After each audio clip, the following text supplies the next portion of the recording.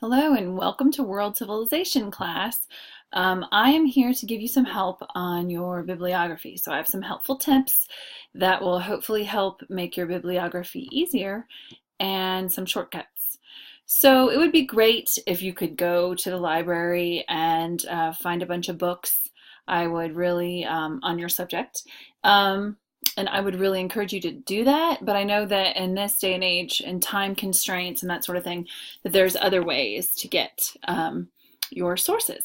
So you only need 5 sources, and one of the sources needs to be a primary source, and a primary source is like a diary, a newspaper, a speech, just some information that someone who was there, eyewitness, saw firsthand.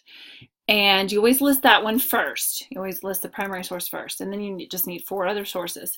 I also want to encourage you that your textbook actually can be a source. So don't forget that. If your topic should be inside your textbook, you can pick anything. For this particular class, World Civ 2, depending on what class you're in, you need to double check that. But in this particular class, you can pick anything from 1500 to present day that's world history related, okay? And then you always give me the proposal and I make sure that it fits and that sort of thing.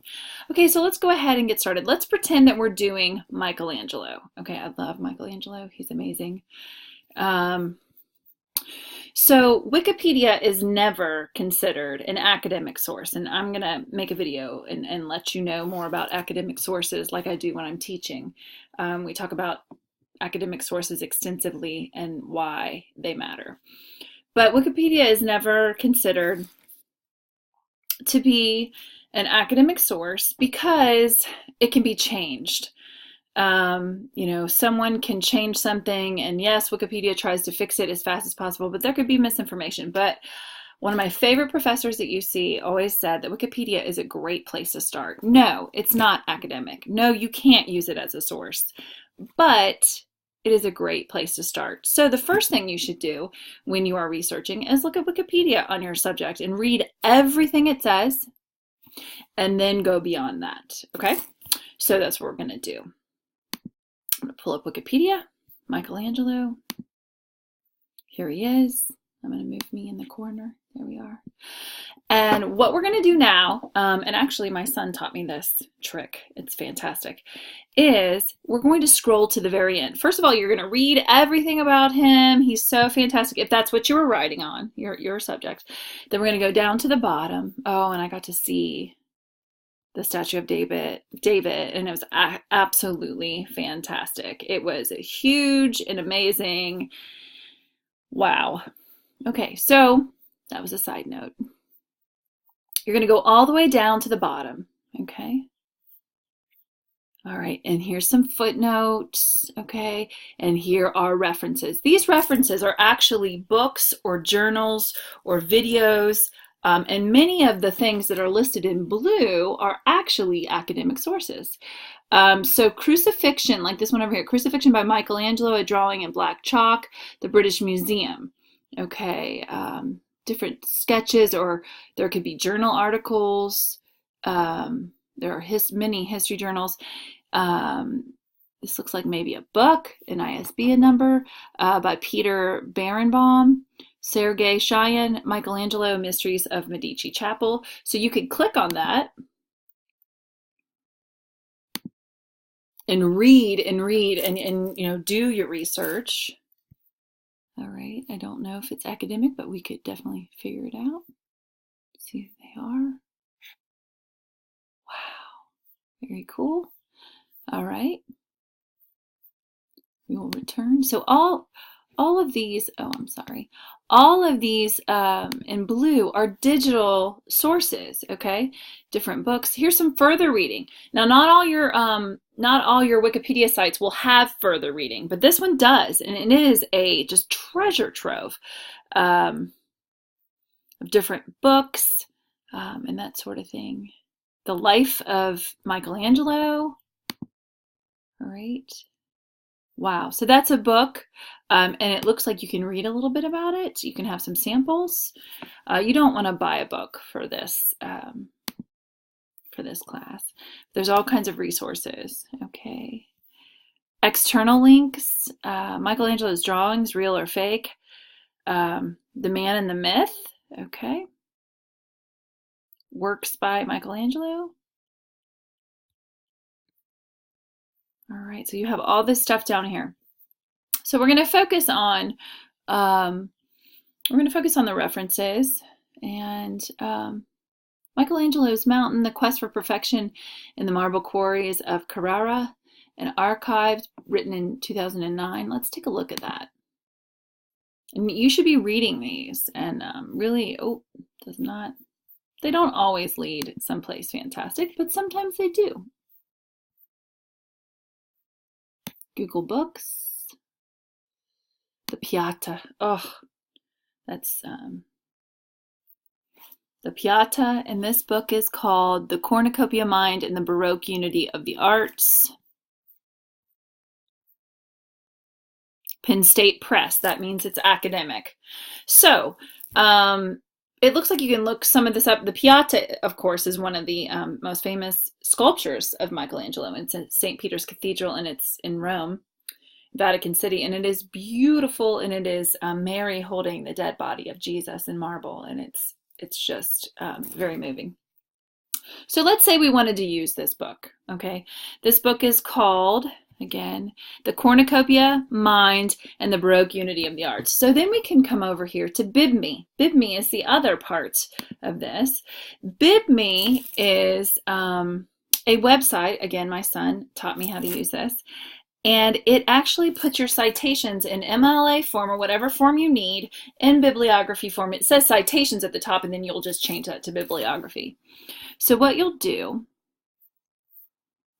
we don't need you to check the paper. I only want citations. So that's what I'll click on. All right, and we do MLA.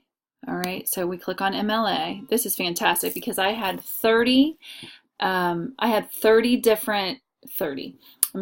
100 different sources for my master's thesis, and this was perfect because I didn't have to type each, out in the form that it's supposed to be in, and this was very helpful. So we're going to hit book. You can do journal, website, book.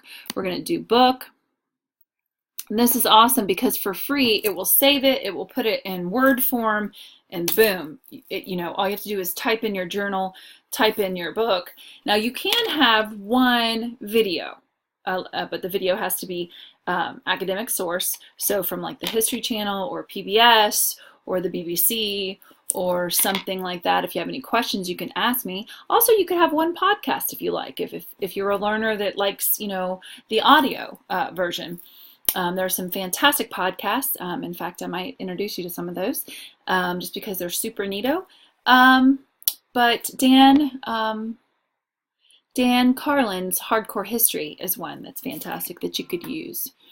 Okay, so then we type in the title of the book. Let's go back. The Cornucopia. Let's see, the Cornucopia.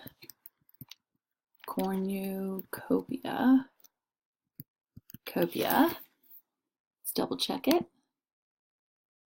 The Cornucopia, Cornucopian Mind and the Baroque Unity of the Arts. Wow. The Cornucopian Mind. I cannot remember this to save my life for some reason. The Cornucopian Mind and the Baroque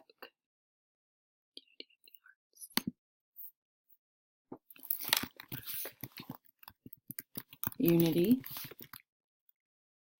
of the Arts. Okay, and then I search for that book. Sometimes it finds it, sometimes it doesn't. Okay, but here it does because it is an academic source. So I select it. If it doesn't, it allows you to actually type it in. And it is by Penn State University, so that actually means that it is a academic source. Right. All right, your final step.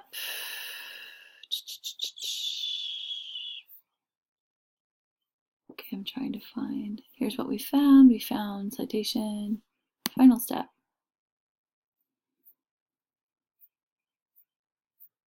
create a citation.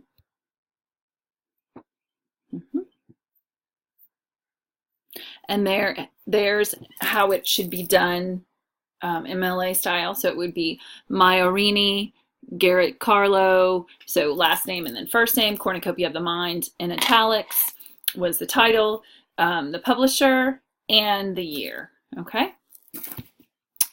Now you would do that for all 5. You can copy and paste. All right, right there, and then you could put it into your own Word document if you like. But I want to say that I can download a Word. So when I'm finished, you can add another citation to your bibliography, which you would need 5, correct? And then I would download it to Word, which is so awesome. And I have several saved on here. So it's fantastic. So I already have it saved, and it downloads it, and it shows up for you. So those are just some tips.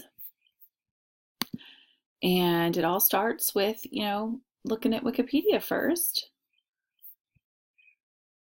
and going to the end. So hopefully those are some helpful tips.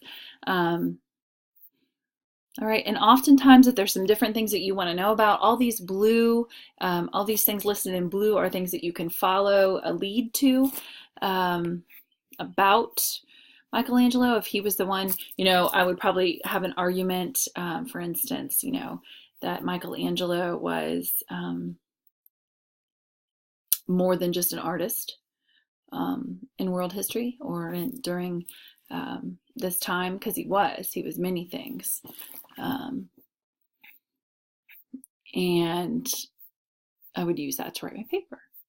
So hopefully that helps. References, there's all kinds of goodies here at the end that will really help you, and you only need 5. Now you can have more, but you only need 5. All right. Thank you very much, and I hope that helps.